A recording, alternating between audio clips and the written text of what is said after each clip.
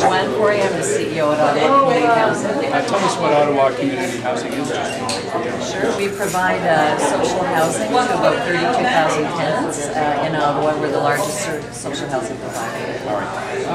Madame Porier, the residents here say nothing happened, no improvements till they go to the media. How do you respond? That's not in fact correct. The problems began at the end of November 30th, and we have been looking at different solutions. We've been doing different kinds of assessments, and it's related to the boilers and valves, and unfortunately the solution has been hard to find. But we are now at this meeting providing information about what actually has caused the shortage of hot water and what it is that we're planning to do on a going forward basis. Why has it taken so long? Because we're dealing with an aging system, and getting to the root cause has been a bit challenging. We've been trying different valves, pressure relief valves, and looking at the burners on the boilers, and because it is an older system, we've had to try to isolate the problem by trying different methodologies. We are profusely apologizing to the tenants. I know it's not unpleasant, and part of the meeting today, of course, is to formally apologize. The people in here who are handicapped and couldn't boil water, couldn't pick up a pot of water, so they're pretty angry. Is this a black eye? It's understandable, and where possible, we are looking to offer supports for these people who have more physical challenges.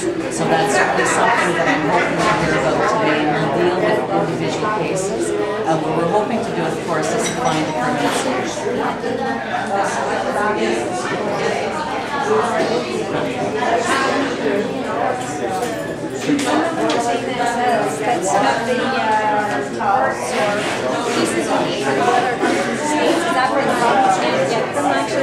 Well, in some cases that is the case, because what we're dealing with is a boiler system that is aging, and where there are different kinds of valves needed to either relieve the pressure or to activate circulation, as well as burners. So one part we are waiting for this week that we hope will resolve the problem. We've also asked for an engineering firm to come in to do an overall assessment so that we can look at what the permanent solution will be. It could, in fact, include replacing the boiler. That's a problem. Is there a cost attached to all this we don't have that estimate yet. That is part of the engineering study that we're going to have done. And what we're hoping, of course, is to have a permanent solution. Have you found that you have across this sort of similar problem in other buildings? We have. The average age of our buildings is about 40 years old, and we're finding that there are more instances of that. So certainly what we learn in one building, we look to apply in others, and part of that assessment is to step back with an independent engineer to say, what is the solution? What is the root cause? What we're hoping to do is to fix the problem on a permanent going forward basis. And part of the meeting today, of course, is to apologize to our tenants. A lot of them are upset.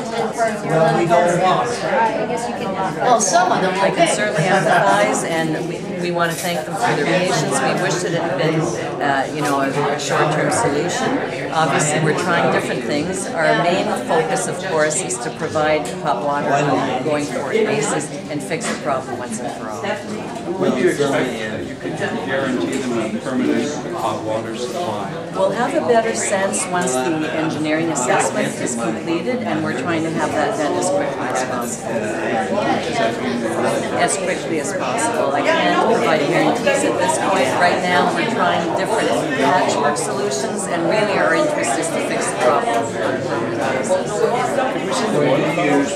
I'll see if I can talk to staff after the meeting. Our focus right now is on our tenants, but okay, thank you.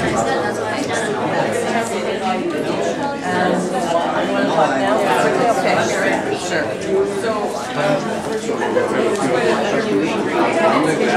provide an update on whether hot water service has been restored?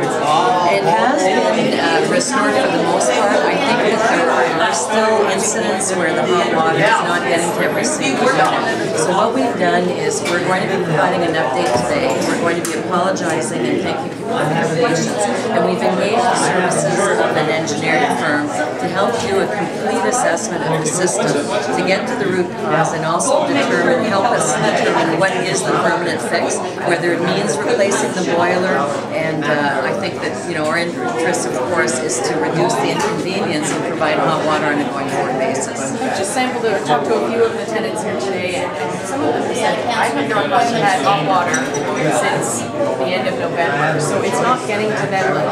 How do you gauge whether it's back on or it's not? Well, that's, we've asked tenants to let us know on an individual basis, because our impression was that people had hot water restored. If there's an individual problem that needs to be brought to our attention, part of what we'll be doing today is asking people to call us to let us know, because we try to monitor the system on an ongoing basis, but certainly we'll be strongly encouraging them to let us know if there is a problem with their unit. How would you respond to criticism that there was a very long time in between when tenants let management or housing know and when something was done about it? I mean, we're talking the dead of winter essentially with hot water. It is tough in the winter, and we certainly understand that people are frustrated. Part of what we want to explain today is that it's not that we have not been working on the problem. It's trying to isolate the problem. We've been trying different methods, and this is why at this point we're engaging an independent third party to help us figure out what the root cause is so that we can fix it on a permanent basis. What we want is the same thing our tenants want, which is to restore hot water to every single home. Is it as simple as a hot water boiler in your home? When that fails, you call in a repair? What makes it a little bit more challenging? I think what makes it challenging is that we have two boilers with different pressure relief valves, and we've been trying different solutions to see if that would fix the problem. And really what our interest is now is to do an overall assessment of the entire system to make sure that we can fix it on a permanent basis. So when is this engineer going to get involved? As we are in the process of engaging an engineering firm, and we'll be doing the review very, very quickly. So obviously we're quite interested in having this resolved. Thanks.